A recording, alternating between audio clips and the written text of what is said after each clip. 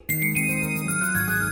सखी, तू प्रिया, तू रूपा, तू मोहिनी. स्वामिनी, स्वामिनी, स्वामिनी. स्वामिनी अत्याधुनिक आणि पारंपरिक साड्यांचं विलोभनीय दालन. तुमची आवड जाणणारं, तुमचं सौंदर्य उजळवणारं स्वामिनी. सौभाग्य सुंदर लेऊनी वसने उभी मन भावनी. स्वामिनी विझिलँड बिल्डिंग, कुमठेकर रोड, पुणे. साड्यांची महाराणी स्वामिनी.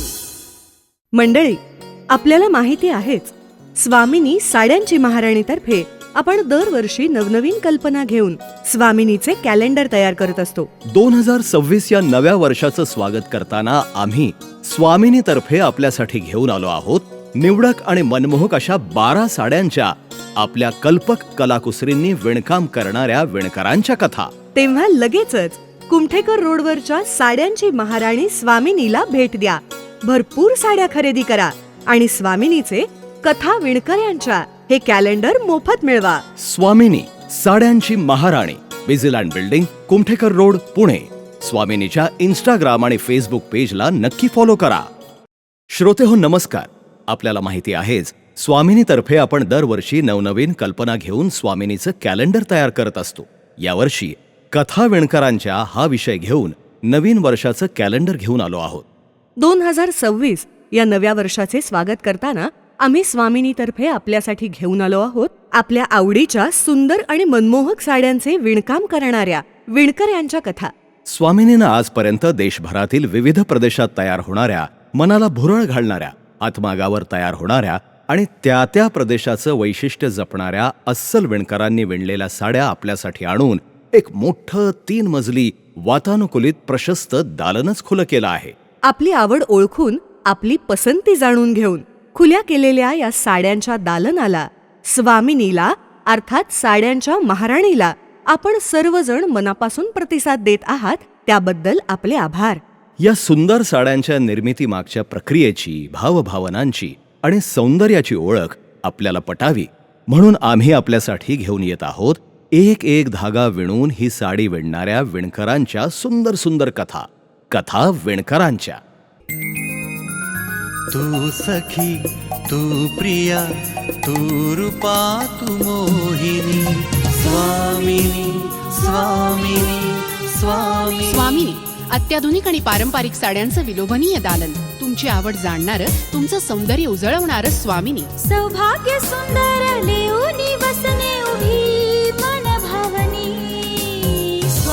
स्वामिनी विझिलँड बिल्डिंग, कुमठेकर रोड, पुणे. साड्यांची महाराणी स्वामिनी. विणकरांच्या कथांबरोबरच विविध सण समारंभात आपण स्वामिनीमधून खरेदी केलेल्या ज्या साड्या नेसता, त्या साड्यांचा इतिहास आणि वैशिष्ट्य देखील या मालिकेतून आपण जाणून घेणार आहोत. चला तर मग आपल्या आवडीच्या साड्यांच्या विणकरांच्या कथांकडे लगेचच वळूयात. तर आज आपण ऐकणार आहोत आंध्र प्रदेशमधील श्रीकलाहस्ती शहरातील कलमकारी या कलेचे विणकाम करणाऱ्या विणकरांची कथा. खरं तर कलमकारी कलेला विणकाम म्हणण्यापेक्षा चित्रकला म्हणणं अधिक योग्य ठरेल. कारण यामध्ये कापडावर कलम म्हणजे बांबूच्या अणकुचीदार बोरूनं अतिशय सुंदर अशी डिझाईन्स चितारली जातात. म्हणूनच या कलेला कलमकारी असं म्हटलं जातं. भारतीय व्यापारी मध्ययुगात म्हणजेच 13व्या शतकात ही कला पार इराण, इंडोनेशिया, मध्य आशिया, युरोप आणि आफ्रिकेपर्यंत घेऊन गेले होते.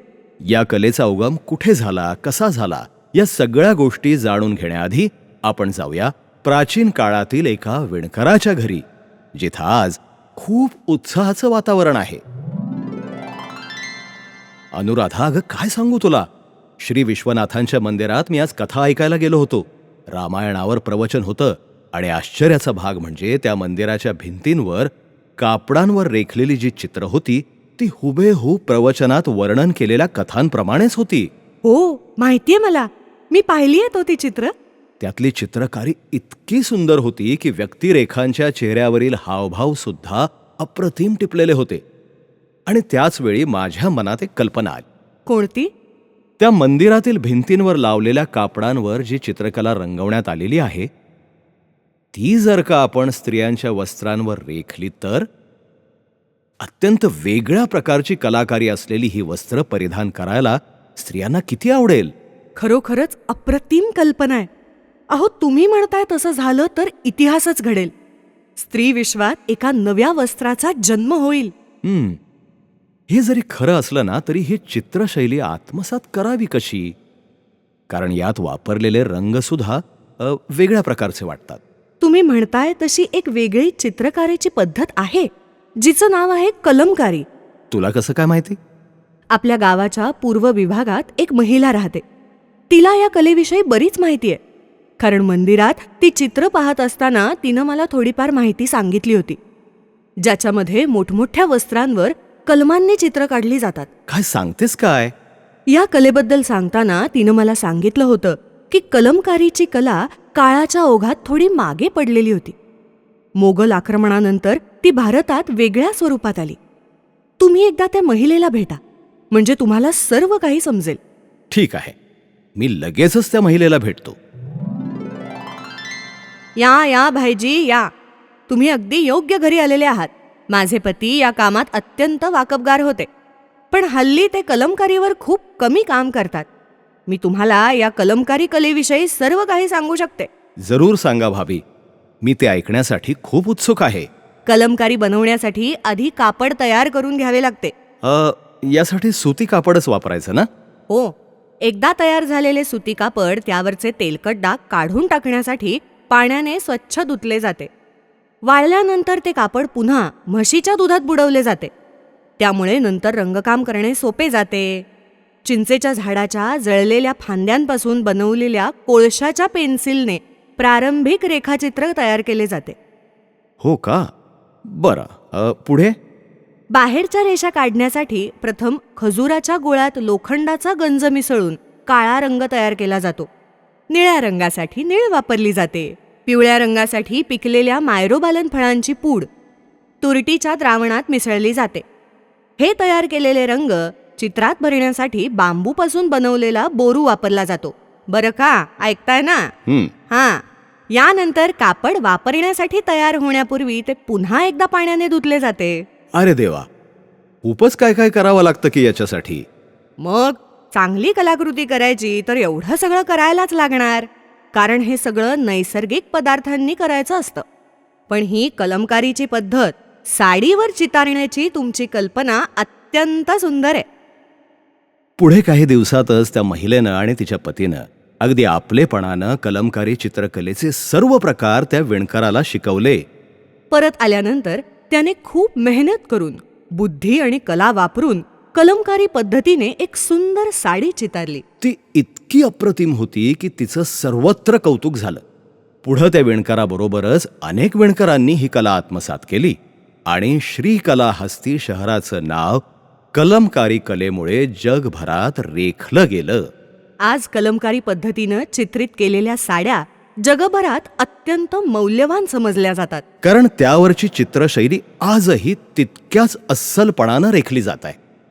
श्रीकलाहस्तीप्रमाणे आंध्र प्रदेशातील मछलीपट्टम या शहरात ब्लॉक्सच्या पद्धतीतून कलमकारी साड्यांवर डिझाईन्स काढली जाऊ लागली. आणि मग निर्माण होऊ लागल्या कलमकारी चित्रांनी नटलेल्या अप्रतिम अशा बहुमूल्य साड्या. ही कला पूर्णपणे नैसर्गिक असून सर्वथा हस्तकला आहे.